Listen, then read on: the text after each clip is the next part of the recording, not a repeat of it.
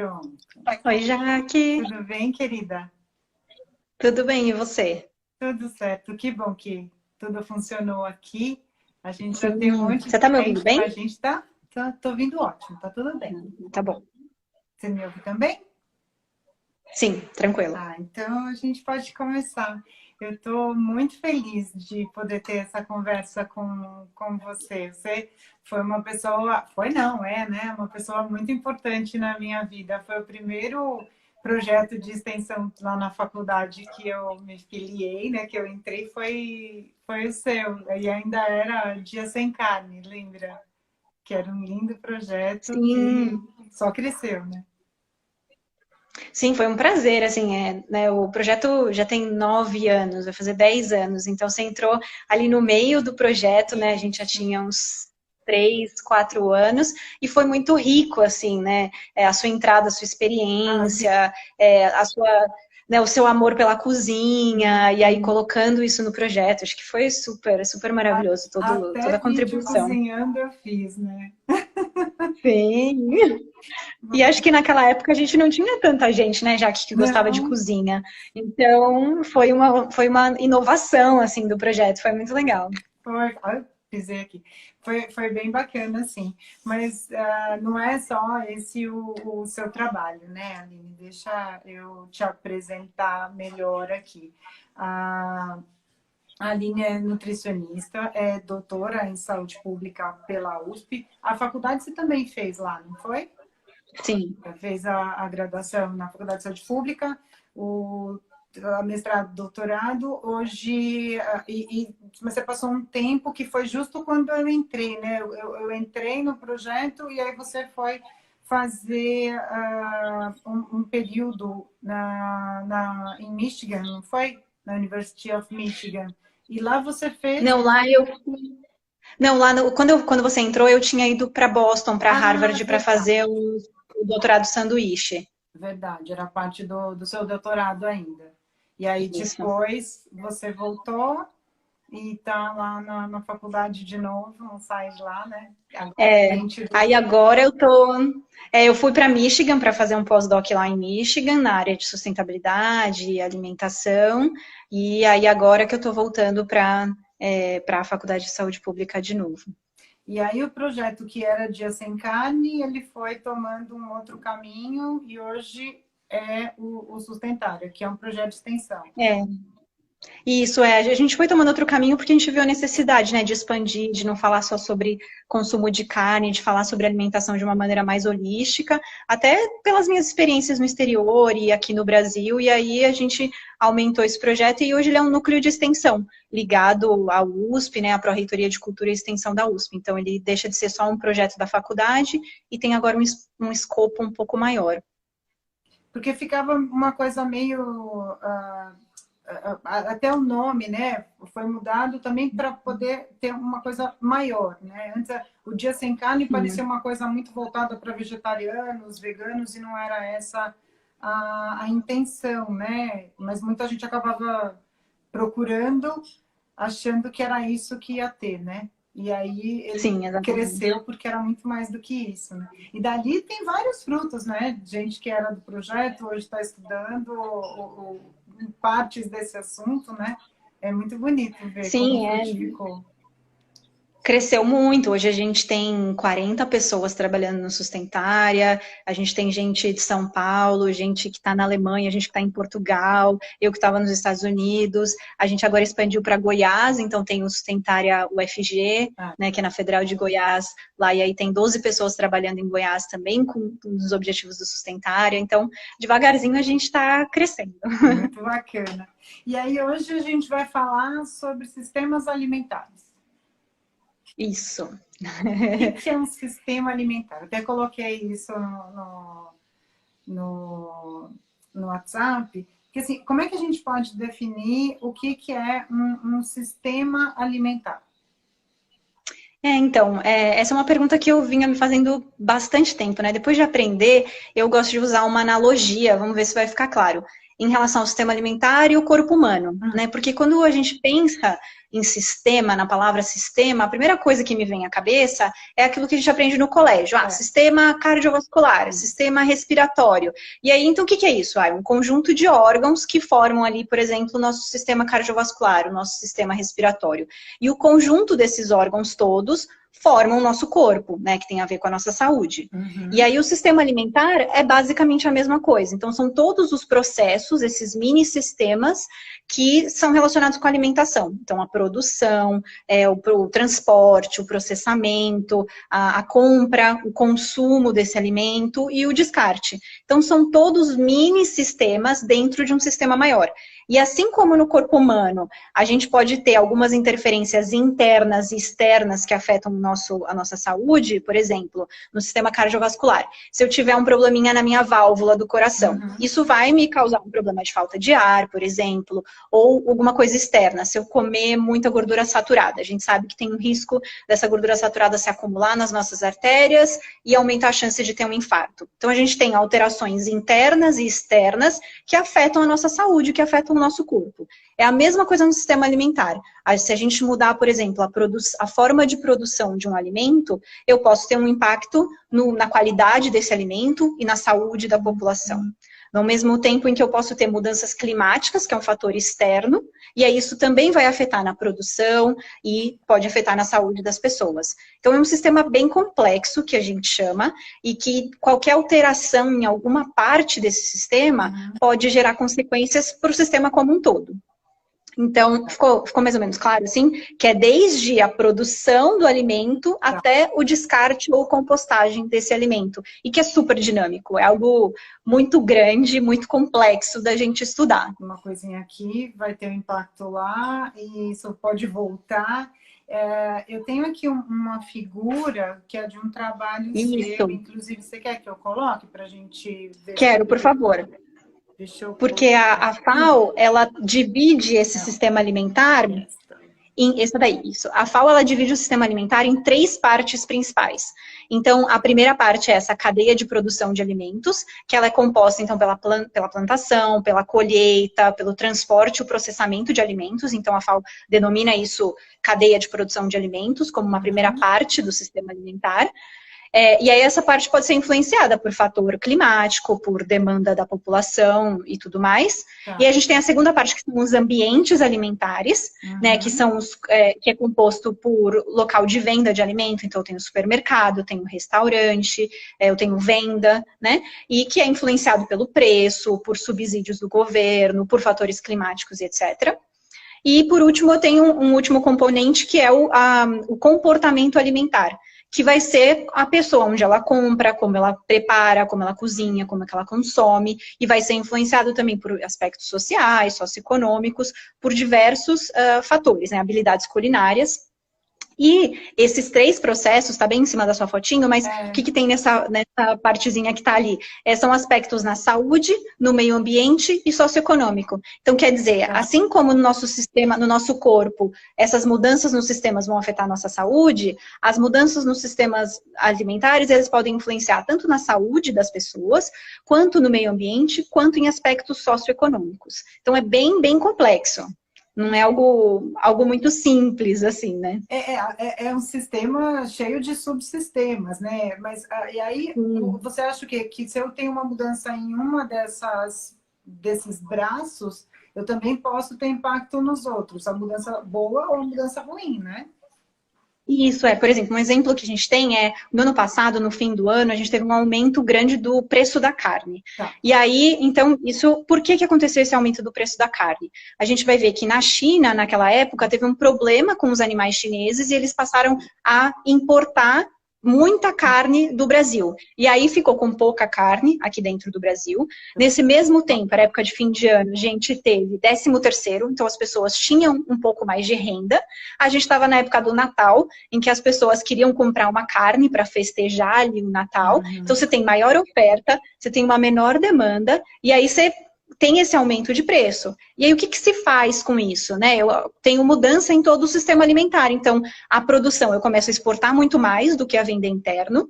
No meu ambiente alimentar, eu posso ter uma mudança. O supermercado, por exemplo, ele vai começar a colocar outros cortes de carne. Ou ele vai comprar uma peça grande de carne e cortar no próprio mercado, para diminuir o preço dele. O supermercado vai oferecer outras opções além da carne. Vai começar a oferecer, colocar legumes junto com a carne para diminuir o peso da carne na preparação. Vai oferecer coisas vegetarianas. E o próprio comportamento do consumidor. Então, em vez de eu comprar, por exemplo, a carne de boi, eu vou comprar um frango, que é mais barato, ou eu vou colocar uma opção vegetariana. Então, vai tentar fazer mudanças para conseguir acessar aquele alimento. E isso pode ter um impacto na saúde, a gente vê que tem um impacto socioeconômico. Então, qualquer mudançazinha nesse sistema, eu altero tudo. Um vai refletir nos outros, né? Exatamente. É muito... o equilíbrio é muito... É fácil, parece, né? De mudar fácil, que eu quero dizer assim. Um mudou, você vai observar o impacto, nem que seja pequeno, mas algum impacto tem. Até no comportamento do consumidor, então, ele também pode. Se ele resolver, por exemplo, ao invés de comer só carne moída, ele colocar carne moída com abobrinha. Então, ele precisa, sei lá, de metade da carne que ele ia precisar usar naquela refeição. Ele vai começando a comprar menos, porque ele coloca mais vegetais junto com a carne para render. Isso vai ter impacto, vão começar a oferecer carne mais barata, então, né? Ou outros cortes de carne que não se comia. Cada um porque o outro comprador, né? Como no caso que se disse da China, resolveu comprar mais, ou sou eu aqui que resolvo comprar menos, ou é o preço da gasolina que aumenta e aí aumenta o preço da carne e eu não posso comprar mais. Quer dizer, ou a seca, às vezes, né? Um fator ambiental pode mudar, ou um fator social, né? Eu tenho um marketing muito grande daquele produto, então gera uma demanda das pessoas por comprarem aquele produto. Então, várias alterações acabam alterando tudo, porque você reage muito rápido, né? Ao seu gosto, ao preço, e aí isso altera, e muitas vezes a gente não sabe qual é a consequência disso, né? Alterou uma coisa, alterou tudo, mas a gente não sabe como vai alterar de fato. Ou vai saber às vezes a gente sabe, depois. Não. Exatamente. Exatamente. E isso é sustentável? É isso que a gente pode dizer que é sustentável? Eu quero dizer assim, se um está em combinação com o outro, se um está regulando o outro, é isso que é um sistema sustentável ou não? Não, quando a gente fala em sustentabilidade, né, a gente pensa em 3 pilares principais, que é um pilar social, um pilar econômico e um pilar ambiental. Então, quando a gente pensa em sistemas alimentares sustentáveis, a gente tem que pensar em um sistema que tenha características que priorizem essas três questões, né? Tanto a parte social, que vai ser, então, por exemplo, eu tenho uma forma de produção de alimento que considere o produtor de alimentos, em que eu pago ele uma quantidade suficiente, em que ele tem uma condição de vida justa, humana, né? Então eu tenho que pensar também na parte econômica. O preço daquele alimento, ele é abusivo, ele é adequado para todo mundo, né? Para o consumidor, né? E também pensar no meio ambiente, porque qualquer tipo de produção de alimentos tem um impacto no meio ambiente, qualquer produção. A gente tem algum impacto, mas será que aquela tipo de produção, ela tem um impacto menor no meio ambiente? Então, quais são as formas? Então, a gente tem diversos tipos de sistemas alimentares hoje, tudo em conjunto, né? A gente tem produções agroecológicas, a gente tem produções orgânicas, a gente tem monocultura, tudo junto. Tudo né? Então, a mesma tudo correndo corrida, cada um numa raia, e uns mais para trás, uns mais para frente.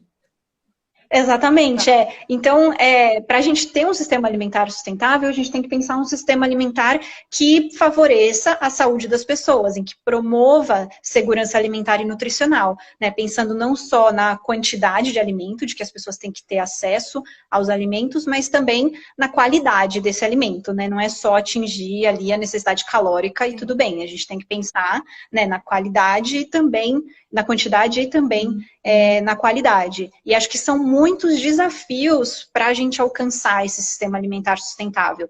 E que não pode ser feito a partir de uma pessoa ou uma instituição. São ações que devem ser coordenadas tanto de indivíduos quanto de instituições, como, por exemplo, colégios, empresas, né? Quanto de governos locais, de prefeituras, governadores, nacionais, né? Como políticas brasileiras, por exemplo, e globais, como ações, por exemplo, da FAO, ou, por exemplo, os Objetivos do Desenvolvimento Sustentável. São metas e objetivos em nível mundial para que os países que eles consigam seguir nesse sentido de ter um sistema alimentar mais sustentável, de atingir essa saúde da população.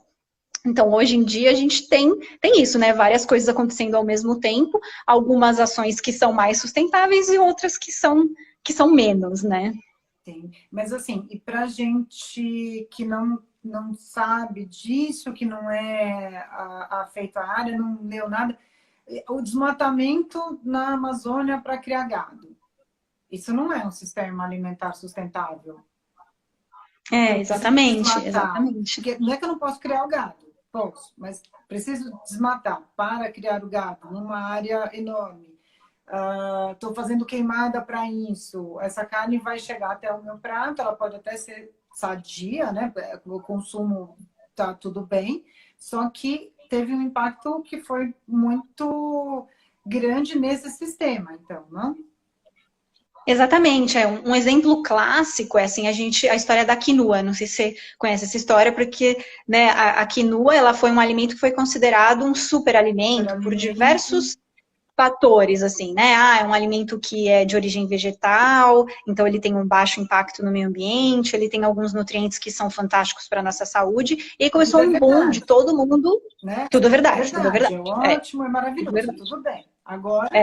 E aí todo mundo começou, vou querer comer quinoa porque é uma coisa maravilhosa, é bom para o meio ambiente, é bom para as pessoas. E aí, onde que se plantava mais quinoa? Na região ali da Bolívia.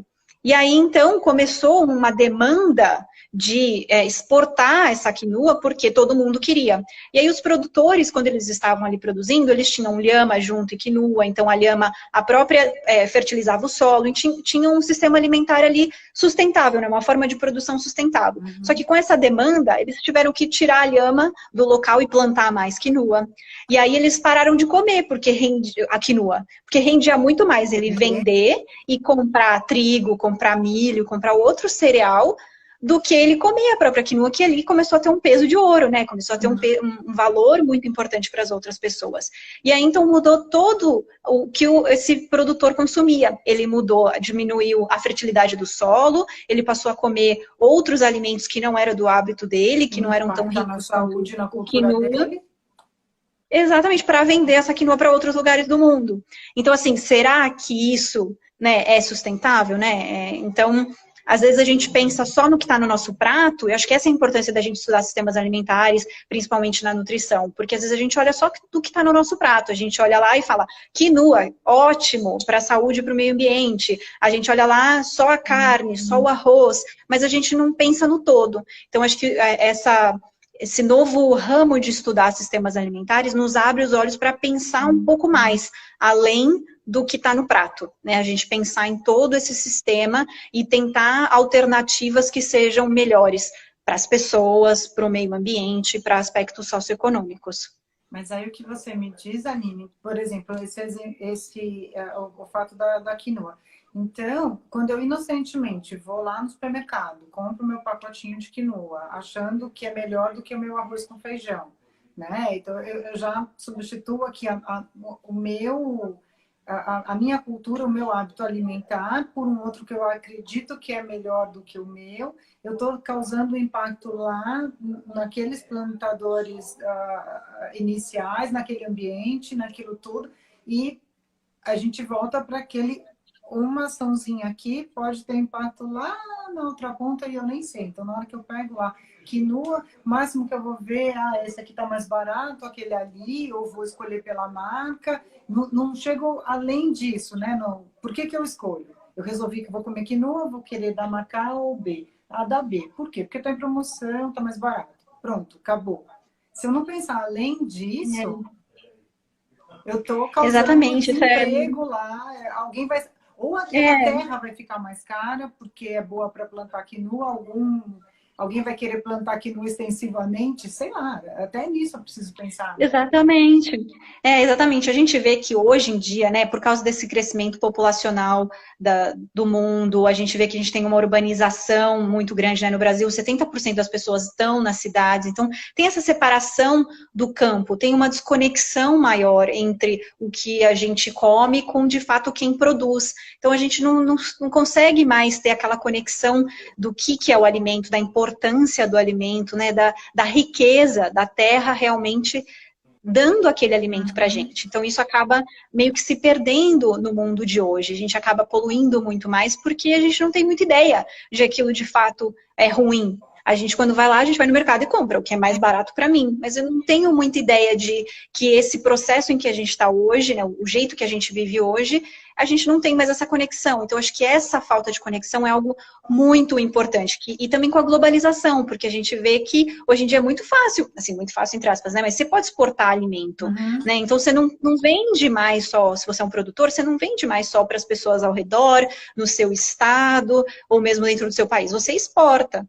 Né? Então, você gera esses mercados de commodities, em que aí é realmente isso que você falou, eles devastam a Amazônia ou alguns outros lugares, por quê? Para plantar soja, para plantar milho, porque eles sabem que tem um preço fixo que eles vão vender e vai conseguir vender e vai conseguir ter o dinheiro deles. Então, a forma em que a gente vive hoje leva a essa, né, a gente meio que é um produto, né, ali desse meio, e aí a gente está atento para essas questões, nos dá um pouco de poder do que eu vou, né, o que eu decido em comer, como é que eu faço essa decisão da melhor maneira. Isso aí, se a gente vai pensar, né, no Brasil, a gente fala como que tá, né, as condições da saúde da população, do meio ambiente, pensando nesse sistema alimentar. E a gente vê que, né, mais de 55% das pessoas têm excesso de peso no Brasil, então é um número muito grande. Mais de 380 mil morrem por doenças cardiovasculares por ano no país, né, sendo que 20%, a alimentação ela é responsável sozinha por 20% das mortes por doenças crônicas. Então, quer dizer, mudanças no hábito alimentar, de fato, impactam, né, na saúde das pessoas, e ao mesmo tempo em que a gente tem doença crônica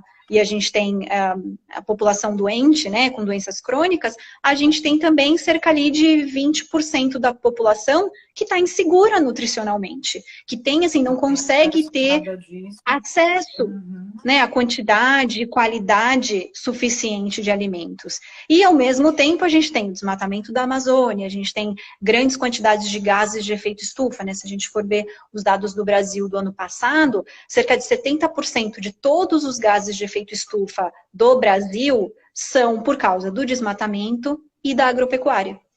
Então, quase, né, mais de ali, quase 3/4 é por causa da forma de produção de alimentos e desmatamento. Então, é algo muito importante, em que mudança de comportamento alimentar e novas formas de produção de alimentos são importantes para a gente tentar reduzir, né, mudar um pouco esse contexto que a gente tem no Brasil. Né? Sim, e aí... Desculpa. Não, eu só ia comentar que esse processo, né, de aumento da obesidade, doenças crônicas, também tendo desnutrição e tudo mais, e as mudanças climáticas, é um processo chamado de sindemia, né, global, que foi lançado até num paper recente, né, num artigo ano passado, chamado de sindemia, que são a união dessas epidemias de obesidade, de doença crônica, junto com desnutrição ainda prevalente em parte do país, em grande parte do mundo, né? A gente tem ainda bilhões de pessoas que passam fome, junto com as mudanças climáticas. Então, quer dizer, algo em que também é um sistema complexo, né? Que a gente altera um, afeta o outro. Do outro. Então... a Lígia, inclusive, agora acabou de fazer uma pergunta aqui para você, e ela pergunta se você vê como é que deve ser a participação, né, do nutricionista nesse contexto, como é que o profissional pode ajudar? Porque a gente também vê as pessoas muito preocupadas com o que vão comer, como vão comer, preocupadas com nutrientes, né? Hoje elas não comem comida, elas comem uma parte de proteína, cortam o carboidrato, e aí você vê todo mundo preocupado, todo mundo dando palpite no que é melhor, no que é pior. E o nutricionista embarca nessa, não embarca? Como é que ele explica? O que que ele diz? Que nua não pode nunca. Poder pode, mas não é seu arroz com feijão. O nutricionista, você acha que ele pode, de alguma maneira, ter a sua atuação destacada? Assim, não como todo mundo tem que ajudar, mas o nutricionista pode ter alguma função Eu acho que diferenciada? sim. Eu acho que é uma importante área do nutricionista. A gente, como profissional, vê muito pouco isso durante a graduação. Então, isso, acho que a gente Mas é tem que muito novo estudar também muito pensar isso. assim, né? É muito novo, é É. muito novo. É. Assim, ele tem um certo tempo de estudo, mas foi mais recentemente, né, a partir do ano passado, em que a gente teve publicações mais importantes no tema, é que isso passou a ser objeto de estudo de mais pessoas e sendo Mais mais procurado. popular, Mas né? e aí eu acho que o nutricionista ele tem um papel muito importante de saber sobre isso, né? De procurar, de buscar, de tentar entender, porque é mega complexo. E Uhum, isso vai mudar, às vezes a gente fala, né? A quinoa pode ser, não ser sustentável aqui, mas em outro lugar ela pode ser uhum. sustentável. Então essas realidades elas mudam muito. Não dá pra gente falar que uma alimentação é sustentável, ter um padrão de alimentação e falar essa é uma alimentação sustentável no mundo inteiro. Não dá. É muito único, né? Mas eu acho que o nutricionista conhecer o território dele, conhecer as limitações, conhecer quem produz os alimentos, né? E a população como um todo, ter esse conhecimento e ter esse vínculo com o alimento, com a produção de alimentos e saber de onde vem, para onde vai, eu acho que isso dá um empoderamento. Eu acho que é algo super complexo, mas que o nutricionista ele deve ser protagonista, sabe? Ele tem que se apropriar desse conhecimento e se juntar com outros profissionais também, porque sozinho a gente não vai para lugar nenhum, né? A gente vai precisar do agrônomo, a gente vai precisar do produtor de alimentos, a gente vai precisar de toda a cadeia, né? A gente, para ter ações para um sistema alimentar, a gente precisa de ações conjuntas, a gente vai precisar da indústria de alimentos, a gente vai precisar de todo mundo junto, pensando no que a gente quer, né? Antes que a gente termine com o planeta, antes que a gente não tenha mais planeta, o que vamos fazer? E quais são as ações que cada um, individualmente, institucionalmente, nacionalmente e globalmente, a gente pode se comprometer para chegar nisso? É algo muito complexo, algo extremamente difícil de alcançar, mas eu acho que a gente pode ir dando esse caminho aí de pedacinho em pedacinho rumo a essa sustentabilidade, pensando na população, pensando no planeta como um todo. Também tem aquele nutricionista que é responsabilidade dele criar um cardápio, então ele pode adequar esse cardápio, às vezes é ele mesmo ou um outro nutricionista que vai fazer as compras, então também pode saber de quem compra, como compra, e aí se todo mundo for tentando de alguma forma, o sistema aí que você disse, né, tão maior e com tantos braços, acaba melhorando, né? Se for Sim, a por exemplo, pessoa. a alimentação escolar é algo extremamente importante nesse contexto, porque tem uma lei lá que fala que o dinheiro do FNDE, 30%, tem que ser comprado da agricultura familiar. Então, já é um primeiro passo de que a gente vai comprar do agricultor. A gente vai olhar para a agricultura que tem em volta, né? E tem Uhum. lá toda uma forma que isso tem que ser feito, não é qualquer agricultor. Então, é perto de São Paulo.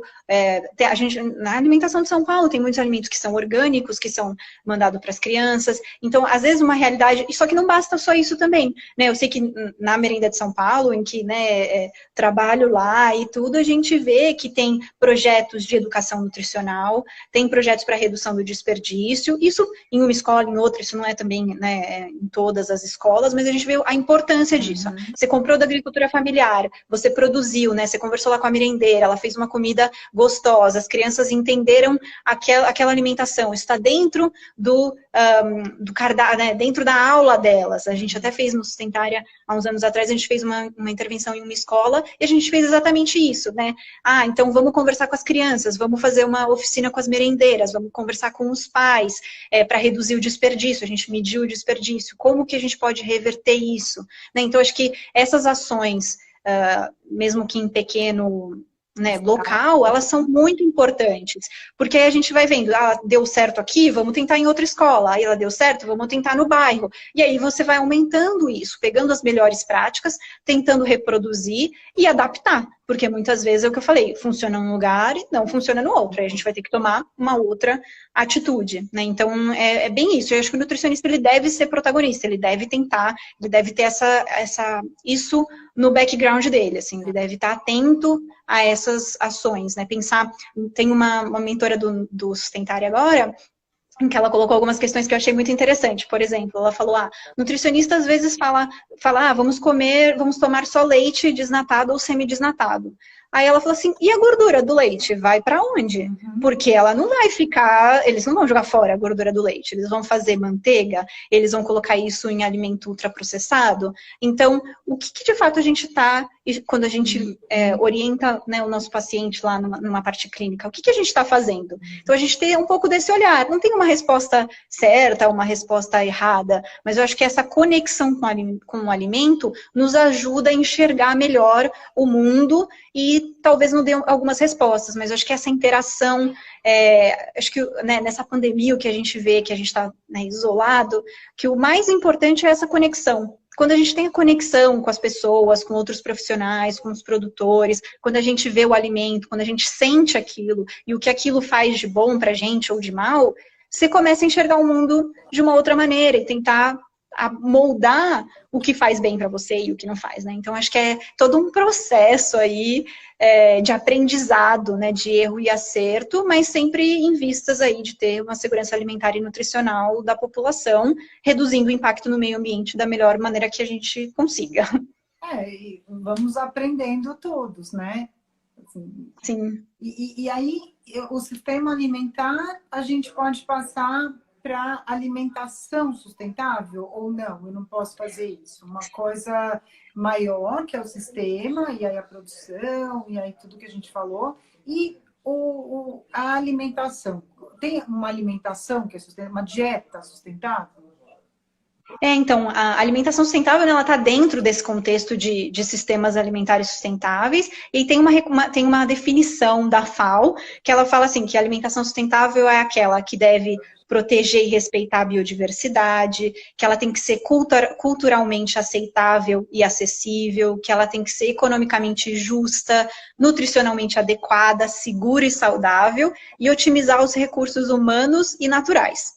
Então, quando a gente vê, uau, né, uma super assim, definição mega grande de que tenta abarcar aqueles 3 pilares da sustentabilidade. Então, tenta abarcar tanto a parte social, quanto a parte econômica, quanto a parte de saúde mesmo, né? Então, ela fala de ser justa economicamente, então tem que ter um preço bom, mas tem que ter de qualidade, tem que otimizar os recursos, tem que diminuir o impacto no meio ambiente.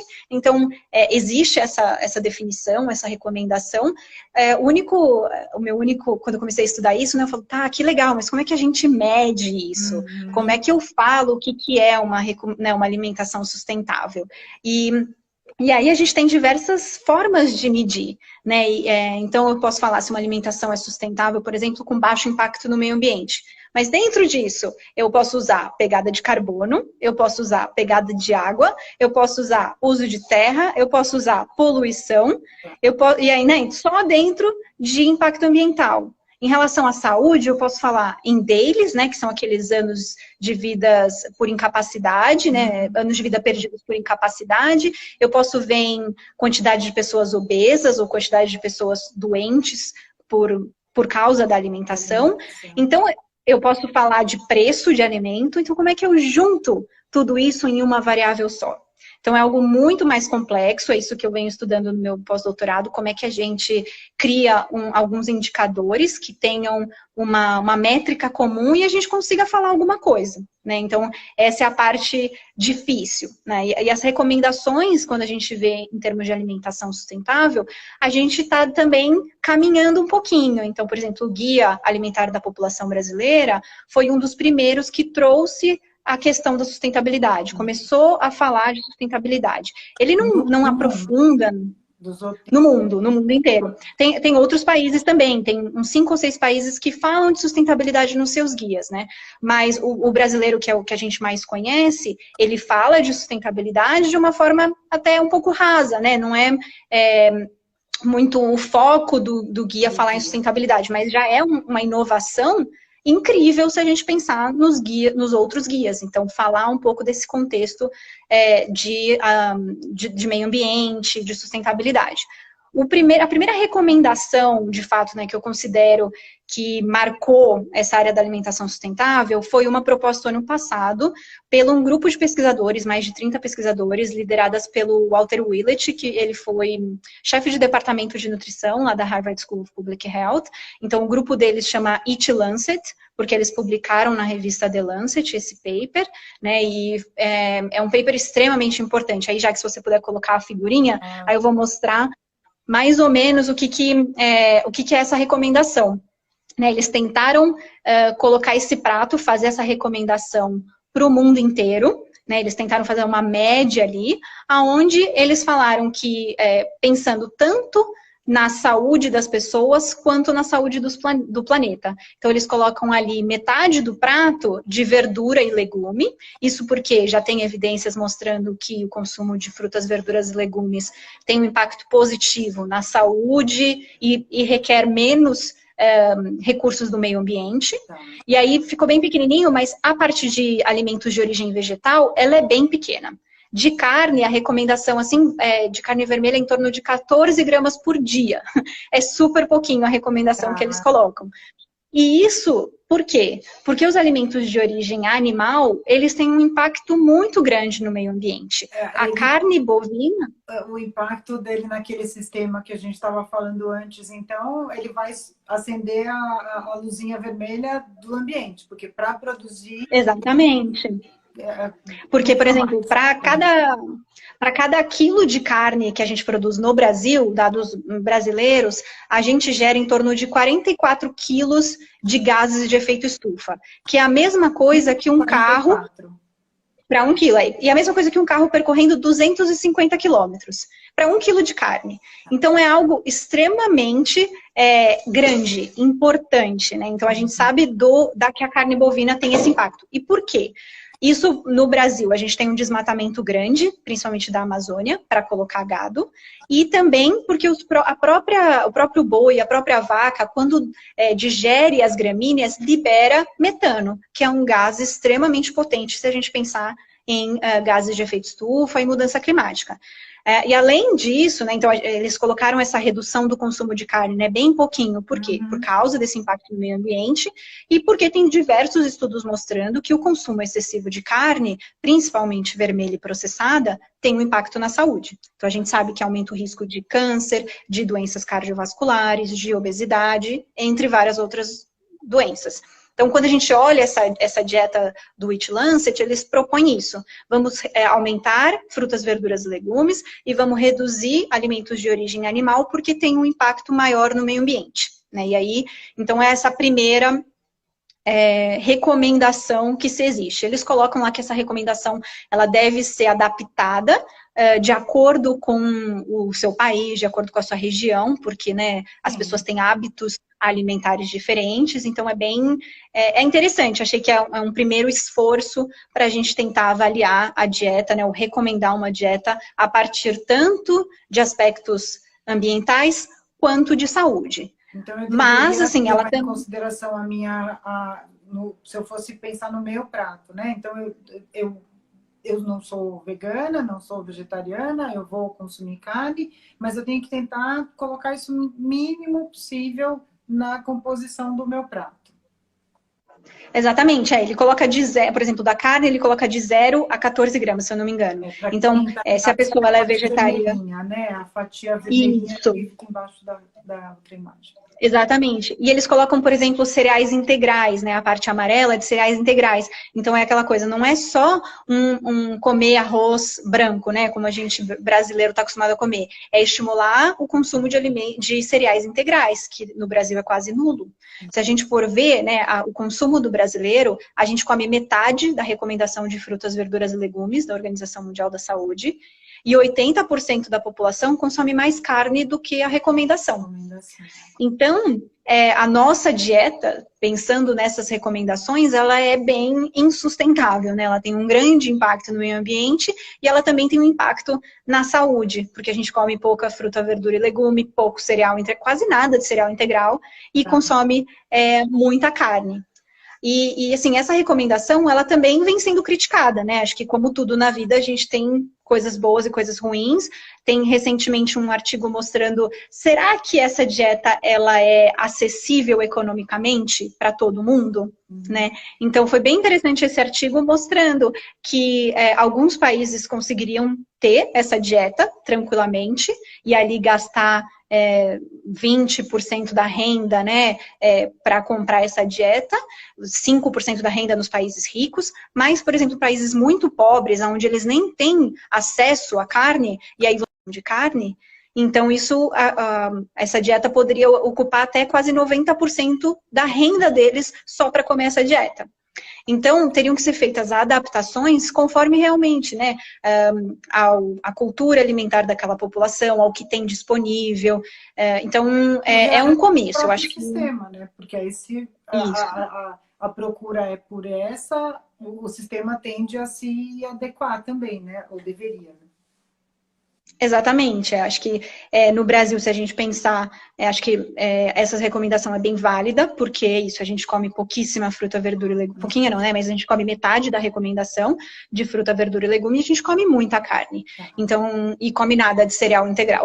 Então, acho que isso a gente teria que trabalhar para melhorar essa nossa alimentação, e nesse, por exemplo, o artigo, ele não comenta nada sobre ultraprocessados, que é uma coisa que o nosso guia, por exemplo, traz mais. Né, de que então, porque até eu acredito que nessa recomendação eles nem considerem que ultraprocessado deva ser recomendado, então nem colocou ali, né, uma quantidade. Porque não é comida, então, né? Exatamente, a gente... e a gente vê assim, né, o nosso consumo de ultraprocessado é em torno de 20% a 30%, dependendo da recomendação do artigo que a gente olhar. Se a gente vê, por exemplo, os Estados Unidos, é mais de 50%. Então, a gente vê que mesmo, no próprio guia ele comenta que mesmo as pessoas que têm a base da alimentação de alimentos in natura e minimamente processados, mesmo essas pessoas, elas teriam que aumentar a quantidade de verduras e diminuir a quantidade de carne. Então, acho que esses são os grandes cernes que eu acho que o Sustentária vem tentando abarcar, né, e estimular, porque eu julgo que são problemas muito importantes. A gente tem que reduzir o consumo de ultraprocessados, com certeza, mas a gente também tem que estimular o consumo de fruta, verdura e legume, e não só in natura, mas pensar em reduzir o consumo de carne também, né, tanto para a saúde quanto para o meio ambiente. Entendi. E o Sustentária hoje... Como é que ele, dentro desse sistema todo, que chega até no prato da pessoa, onde ele está? Porque eu separei aqui um quadro, e não sei se ele te ajuda também, eu não consigo tirar daqui de cima, mas eu achei muito interessante aqui ver, eu que conheci o Dia Sem Carne lá no começo, como é que a gente pode ajudar isso a acontecer? Como é que eu posso tentar aqui fazer a minha parte, sendo lá um grupo de pesquisa e extensão lá na Faculdade de Saúde Pública? Porque se todo mundo tem o seu papel, qual que é o papel do Sustentária? Quando surgiu isso, né, quando eu comecei a pensar em fazer, né, o Segunda Sem Carne, quando começou isso, a minha principal angústia era ver que tudo que eu aprendia, né, todo o trabalho que eu tive, ele ia virar um livro na biblioteca que ninguém ia ler. Então, eu falei assim, eu preciso fazer alguma coisa com esse conhecimento, eu preciso mostrar para as pessoas de que isso é importante, né? E eu estudava realmente o consumo de carne na população e via que o consumo excessivo tinha esse impacto na saúde e no meio ambiente. E naquela época, falar que consumo de carne tinha um impacto na saúde e meio ambiente, eu era visto meio como louca, não era visto como ninguém me dava voz ali. E aí eu comecei a fazer esse projeto, e no primeiro ano em que a gente colocou no restaurante universitário, né, a gente tirou a carne e treinou os funcionários da cozinha para colocar outras preparações, e fez toda uma campanha de marketing, né, falando para as pessoas isso. A gente teve bastante crítica, mas depois de um ano, o que a gente viu é que a gente fez uma pesquisa para saber, você gostou do projeto, você achou que isso mudou, você reduziu o seu consumo de carne por causa do projeto? E aí 40% falou que reduziu o consumo de carne fora da faculdade por causa do projeto.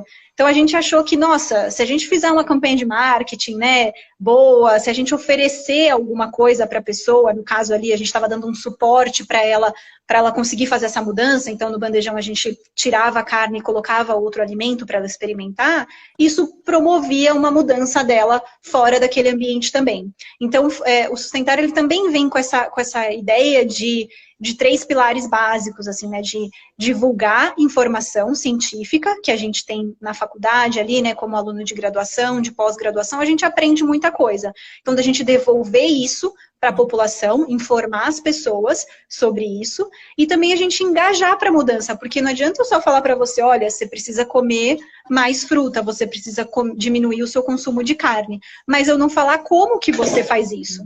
Então, acho que o grande ponto é você engajar, e aí a gente usa diversas formas para engajar as pessoas, né? A gente hoje em dia tem site, Facebook, Instagram, diversas mídias para mostrar isso.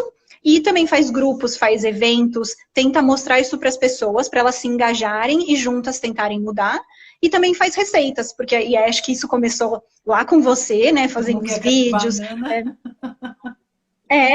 Exatamente. E aí hoje aqui, semana passada, a gente publicou uma moqueca vegetariana também, que uma outra aluna falou, eu fiz uma moqueca e quero mostrar. E aí ela fez, fotografou e tudo mais. Então, essa ação dos alunos, né? Acho que o Sustentar ele é bem rico na formação do aluno, do profissional. Ele promove essa agência do aluno de falar, olha, eu fiz isso, quero contribuir dessa forma. Então, a gente tem revista e os próprios alunos escrevem. A gente tem alunos de pós-graduação que revisam o que os alunos da graduação fazem, então a gente tem uma formação continuada, que é importante para ambos, né? E aí depois a gente junta tudo isso, né? E tenta mostrar para a população. E aí a gente elencou 4 pilares principais em que todas as nossas publicações tentam seguir, que é essa parte, né, de estimular o consumo de frutas, verduras e legumes, reduzir o consumo de carne vermelha e processada, reduzir o consumo de alimentos ricos em sal, açúcar e gordura saturada, porque também tem diversos estudos mostrando, né, e tanto de ultraprocessado... Tudo isso a gente também tem um consumo exatamente. bem alto, né? Tem um consumo bem alto, né, principalmente de refrigerante, então estimular a redução do refrigerante e estimular esse sistema alimentar mais sustentável. Então a gente tenta, dentro de todas as nossas expectativas ali, desse grupo grande, oferecer opções para as pessoas, engajá-las a mudar o comportamento e de que isso seja mais permanente, né? E aí a gente vai mudando conforme, assim, somando esforços. Então, hoje em dia, por exemplo, com a pandemia, a gente está fazendo lives todas as semanas para uma forma também de engajar as pessoas. A gente agora vai ter uma revista sobre Covid e sistemas alimentares. Então, para tentar juntar o que a gente tem de atualidade com o nosso expertise de atuação. Então, a gente vai tentando, junto, fomentar um sistema alimentar mais sustentável, né? E aí eu coloquei os objetivos do desenvolvimento sustentável embaixo, porque é exatamente isso, né? A nossa base de tentar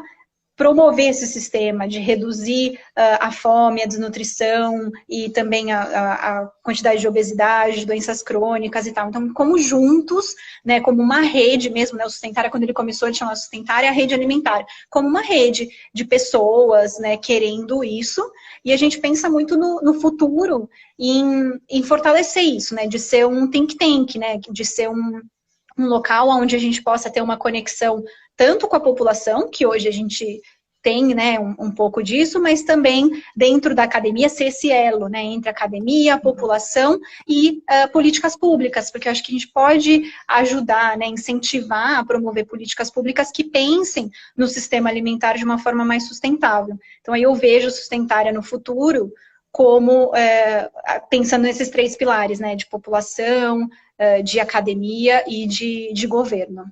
E também traduzir isso, né, para uma coisa que fique mais palatável para quem não é da área. Eu acho que o Sustentário é muito eficiente nisso, né?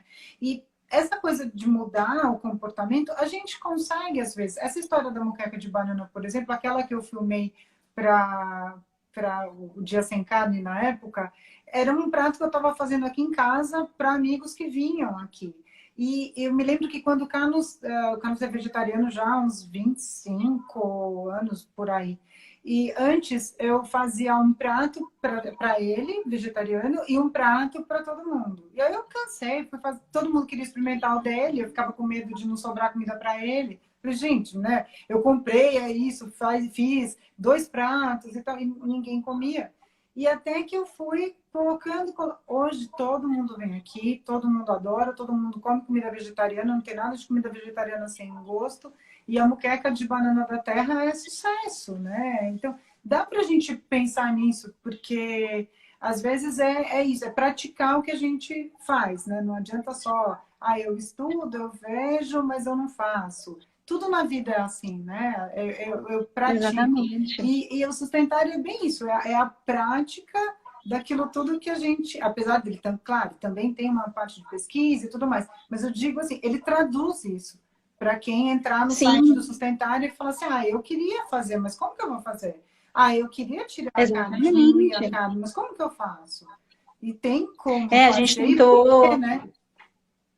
A gente tentou colocar, assim, por exemplo, livros de receitas por sazonalidade, porque uma das coisas que a gente acha super importante é pensar no alimento sazonal, no alimento de época, né? Não pensar só na época lá da lista do CEAGESP, mas pensar de fato o que dá aqui em São Paulo, aqui perto, né? O que a gente planta aqui perto e dá e que a gente pode comprar. Então, pensar na sazonalidade, e aí a gente fez esses livrinhos de receitas.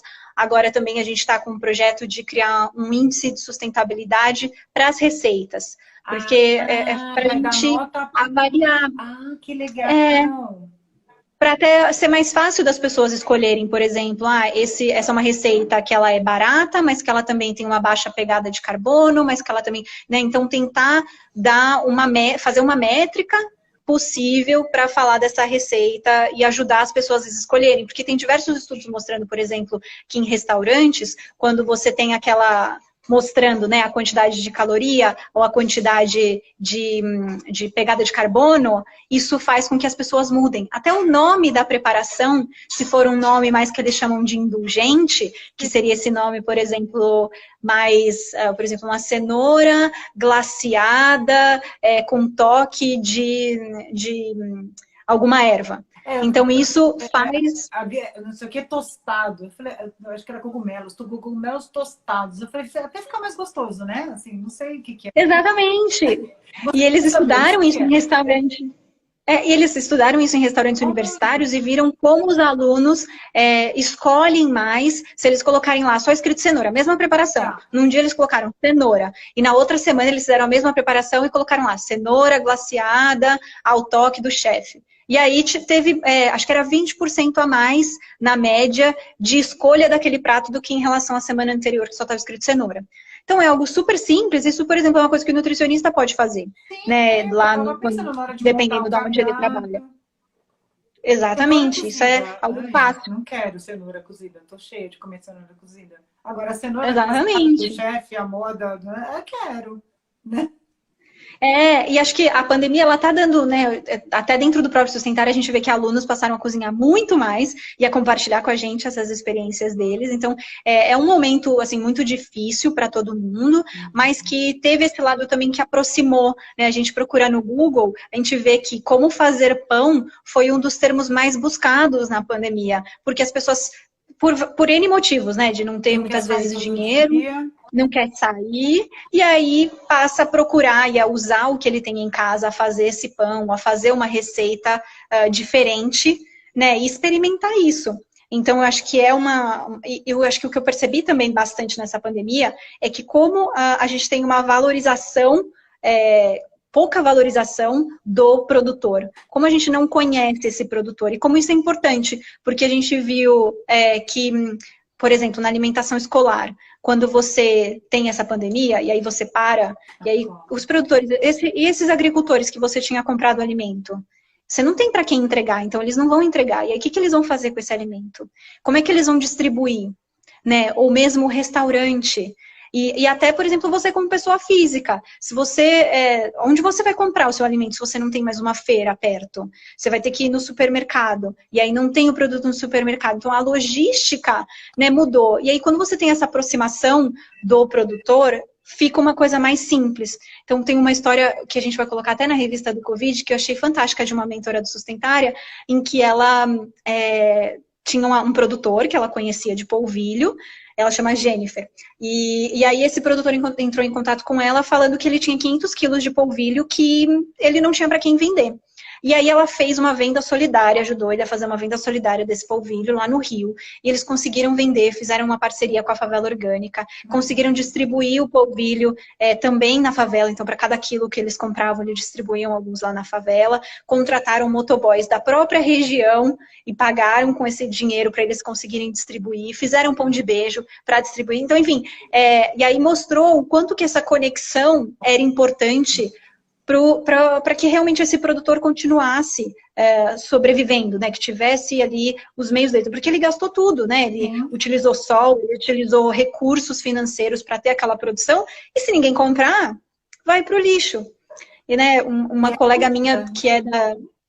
e a comida é um recurso, né, que a gente... Desperdício é uma das coisas em alimentação sustentável que pouco se fala, que é muito importante. Porque você já gastou dinheiro, você já gastou sol, você já gastou água, você já emitiu um monte de CO2, se você jogar aquilo no lixo, acabou. E o lixo né? Você perdeu. Como descartar isso também o lixo também vai ser um problema.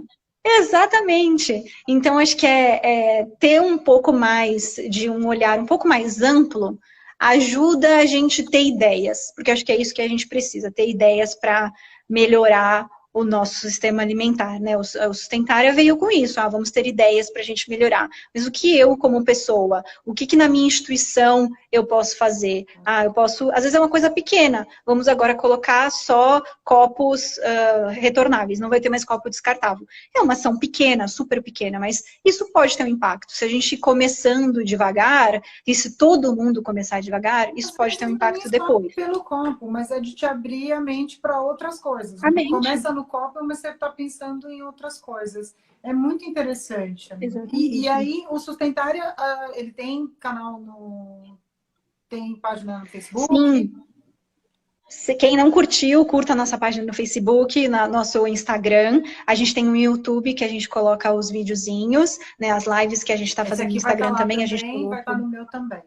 Sim, exatamente. A gente coloca lá no YouTube, a gente tem o site, e aí tem uma newsletter que você pode se cadastrar para receber uma newsletter mensal com os principais coisas que a gente publicou. A gente vai ter um grupo de WhatsApp, enfim, vão ter algumas novidades aí também no próximo mês, porque a gente está com bastante gente, a equipe de Sustentária está muito maravilhosa, a gente está assim, com 40 pessoas, a gente tem 10 mentores, né, que são de graduação, de pós-graduação, que estão, assim, incríveis, então tá bem legal.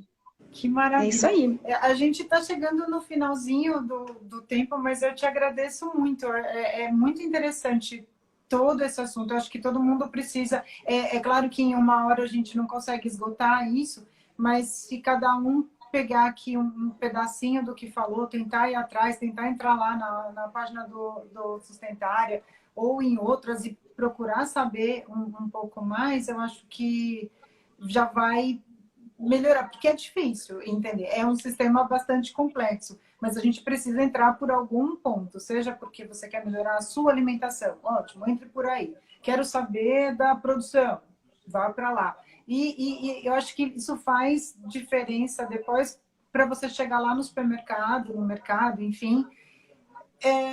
Será que eu preciso disso? Será que essa é a melhor comida para mim? Ou até vou comer uma vez ou outra, não vai fazer... Não Exatamente. vai substituir meu arroz com feijão, mas para variar, vou levar isso aqui hoje. Será que a gente começando a pensar assim, né? Todo mundo começar a pensar assim, isso melhora, né? Eu acho que a gente não pode ser neurótico, né? A gente não pode entrar do tipo, nossa, não posso mais comer nada disso, só posso comer aquilo.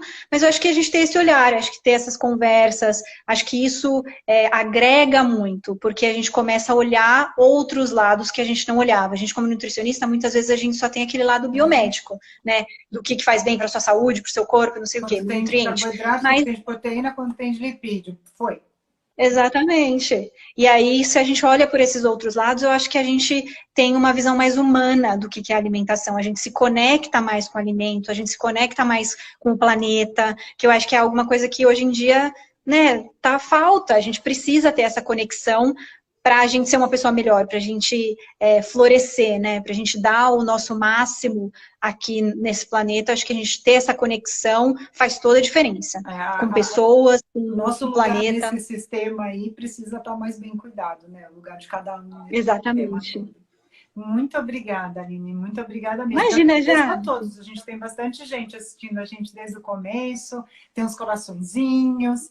Então, eu agradeço Sim, é um prazer. todo mundo mesmo, de verdade. Foi ótimo conversar. Sim, muito obrigada, Jaque. É sempre um prazer conversar com você. Acho que é ótimo assim ter pessoas, né, alunas da faculdade com essa sua energia, com esse seu conhecimento. Acho que com certeza o mundo agradece.